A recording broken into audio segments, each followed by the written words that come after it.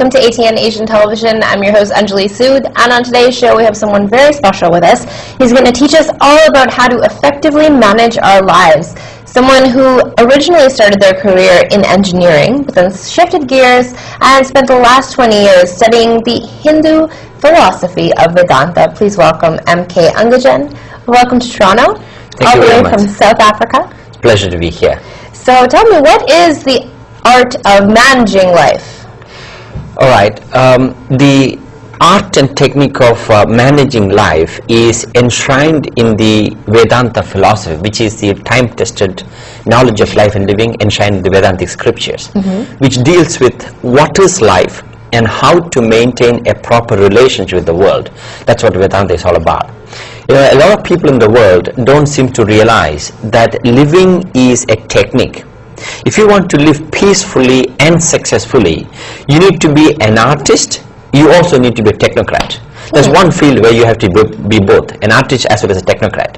So the knowledge, the philosophy of Vedanta contained in the ancient scriptures deals with the knowledge of life and living. What are some of the challenges and how do we deal with them? All right. To manage life effectively, we need to understand life itself. Now, what is life? Life is basically constituted of two factors.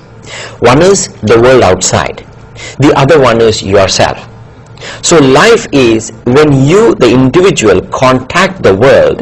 That is what life is all about. Right from birth to death, from creation to cremation, we are contacting the world. All right. Now, through the schools, colleges, education institutions, etc., we learn about the world. We learn about what's happening in the world, you know, right from kindergarten through university or PhD, whatever. Right. But we don't learn much about the other aspect that is about yourself, right? So Vedanta is a philosophy which teaches you about your inner self, your personality, right? So you got to understand what are you composed of. In other words, when you go to your workplace in the morning to perform your job as an engineer or a doctor or an educator or a carpenter or a VJ or a DJ, whatever you are, we need to ask ourselves, what are you taking with you to work to perform your job? Apart from your lunchbox, of course. Basically, you carry with you four instruments, four equipments. The four instruments that you carry with you are, at the outset you have a body, your physical body, which is the outer personality. Right. Beyond the body, you have the three dynamic equipments, fantastic tools or instruments. They are the mind, intellect, and the ego. Okay. All right. So these are the three inner equipment. That is what we would call the software of human behavior. They are the software of human action. So if you want to manage your life effectively, we got to learn to manage ourselves first. You got to manage oneself. And what is oneself composed of? These four equipments: the mind, intellect, ego, and the body. So managing life effectively means managing your emotions, your thoughts, your desires, the mind basically. You got to manage your intellect and manage your ego. So these components we got to learn. From which you got to understand what exactly those components are all about. So of these four components, what are the jobs they each play? What are the roles they play in our lives? All right. See, what happens is, because we do not know how to manage our own thoughts, we do not know how to manage our own emotions, likes and desires, etc. We don't know how to manage our ego. As a result, when we encounter any challenge in life, a complex situation, all right, our anxiety, stress, mental pressure goes up.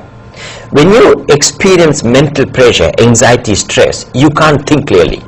No matter how intelligent one has been, you can have brilliant academic track record, one can have years and years of experience in a respective field of activity. Despite all that, if you do not know how to manage yourself, don't know how to manage your thought, you can't think clearly, you can't be effective in life. Okay. You know, as a result, you make wrong decisions. And if you look at the corporate world all over the world, whether it is a business organization or it could be leaders of the country, you find they all make numerous wrong decisions.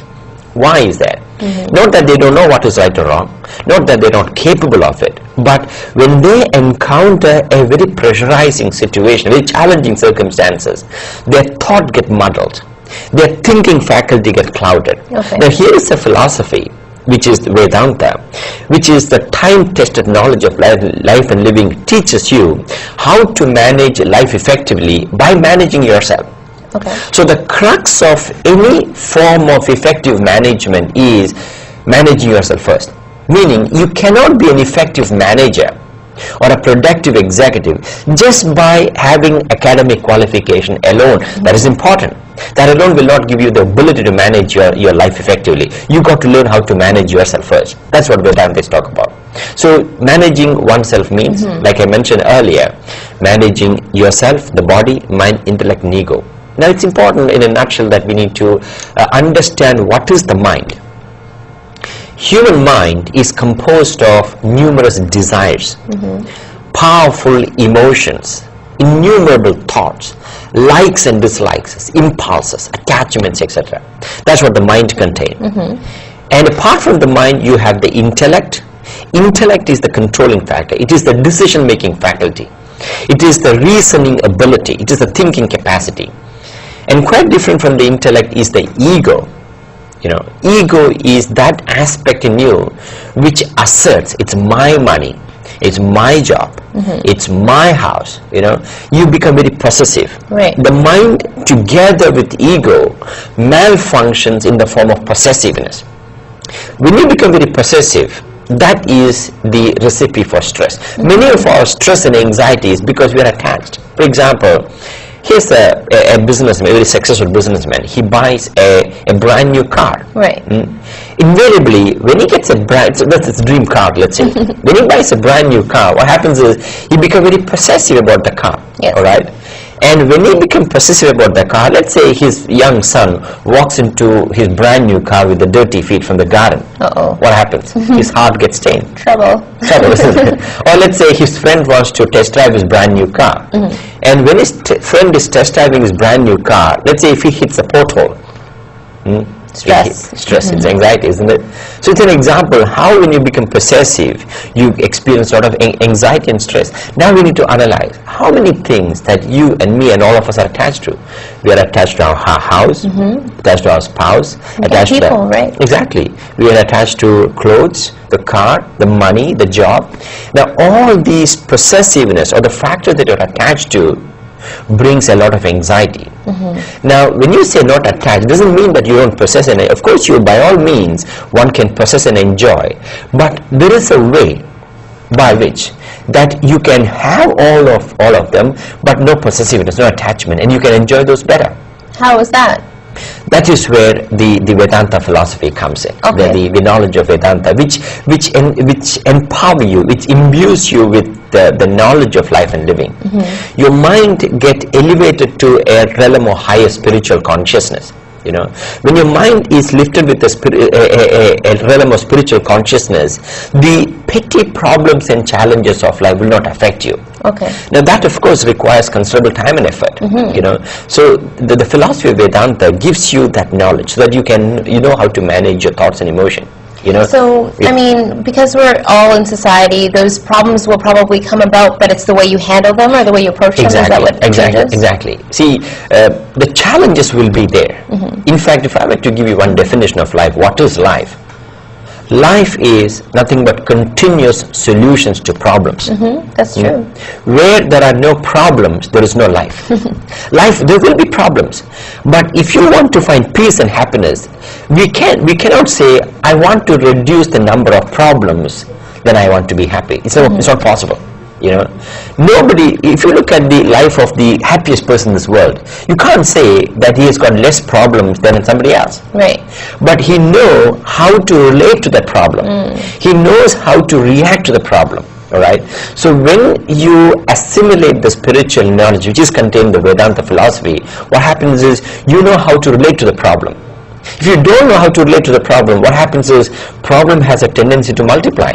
Right. You know, when the problems multiply, they say, oh, when trouble comes, it comes in battalion. Haven't you heard people say that? You know? Yeah. But what happens is that when you perceive the problem wrongly, the problems multiply. Okay. And then you are eventually drowned in the problem. You, from every direction you turn, there is challenges. Yes. So when the knowledge of Vedanta gives you the right mental disposition, the right mental attitude with which you can face the challenges squarely. You know, that requires to understand the philosophy by which you turn your attention from the external world to the self within, and find out what is happening within. You want to ask this question, what is wrong with me? Today, for example, here is a person, like we mentioned earlier, very possessive about his spouse, you know. Right. When he or she become very possessive about his spouse, all right, the problems begin.